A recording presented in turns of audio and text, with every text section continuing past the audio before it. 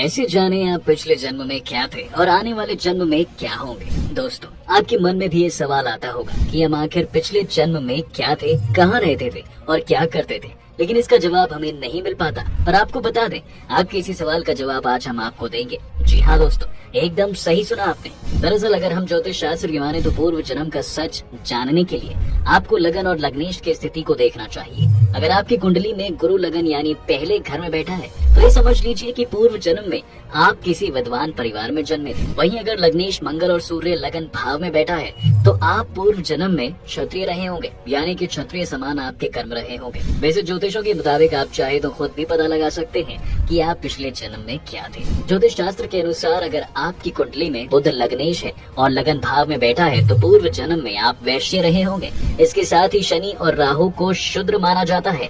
लगन स्थान में मकर या कुंभ राशि हो और शनि या राहु लगन में बैठे हो तो पूर्व जन्म में आप शूद्र रहे होंगे। वहीं अगर आपकी जन्म कुंडली में गुरु 5वें, 7वें या 9वें घर में बैठा है तो आप पिछले जन्म में धर्मात्मा, सद्गुणी एवं विवेकशील रहे होंगे। उसके प्रभाव से इस जन्म में आप पढ़ने लिखने में होशियार होंगे। जिसकी जन्म कुंडली में राहु पहले या 7वें घर में बैठा होता है उनकी अस्वाभाविक मृत्यु हो सकती है। ऐसा व्यक्ति वर्तमान जीवन में चालाक होता है।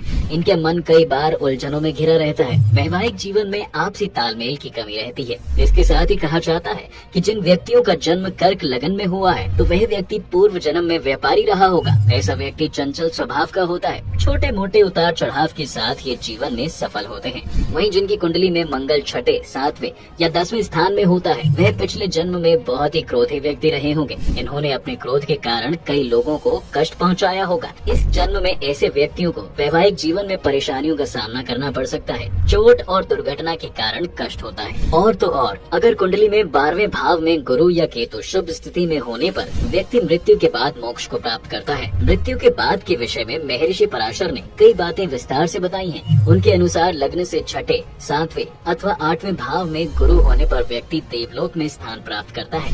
दोस्तों, आपको बता दें, व्यक्ति घूम फिर कर अपने परिवार में ही जन्म लेता है और उसकी मूल आदतें वैसी की वैसी रहती हैं। लेकिन जब किसी भावना या इच्छा को मन में लेकर किसी व्यक्ति की मौत होती है तब उसकी भावना या इच्छा को पूरा करने के लिए उसका जन्म एक बार फिर से होता है। आपको बता दें, कई ज्योतिष आचार्यों ने एक रिसर्च में बताया कि इसे लेकर सेलिब्रिटीज के पूर्व जन्म पर अध्ययन किया गया है। राजनीति और फिल्म जगत के बड़े सितारों को लेकर यह कहा गया है कि पूर्व जन्म में इनके इस पेशे में आने की संभावना थी। पूर्व जन्म में इनके जो लक्षण थे वो इस जन्म में भी इनके शरीर, काम और आदतों पर दिखाई देते हैं। आपने कुछ बच्चों को देखा होगा कि जो 5 साल की छोटी उम्र में ही संगीत में बड़े तेज हो जाते हैं। इसका कारण यही है कि पूर्व जन्म में वे संगीतकार थे या संगीत में दिलचस्पी रखते थे। उनकी इच्छाएं मन में ही दबी रह गई थी और अपनी इन्हीं इच्छाओं को पूरा करने के लिए उन्होंने दोबारा जन्म लिया है। इसके साथ ही कहा जाता है कि अगर किसी इंसान को उसके पूर्व जन्म के कर्म परेशान करें तो क्या करें, तो भगवान शिव की पूजा बहुत फलदायी होती है। ऐसे में शिव मंत्र का जाप करें, एकादशी और पूर्णिमा का उपवास रखें, श्रीमद् भागवत का अर्थ पूर्ण पाठ करें, शनिवार को भूखे व्यक्ति को अन्न का दान करें, अपने कर्मों और विचारों को ईश्वर को समर्पित करें। तो दोस्तों, आज की वीडियो में बस इतना ही। अगर आपको हमारी वीडियो पसंद आई हो तो हमें कमेंट करके जरूर बताइएगा।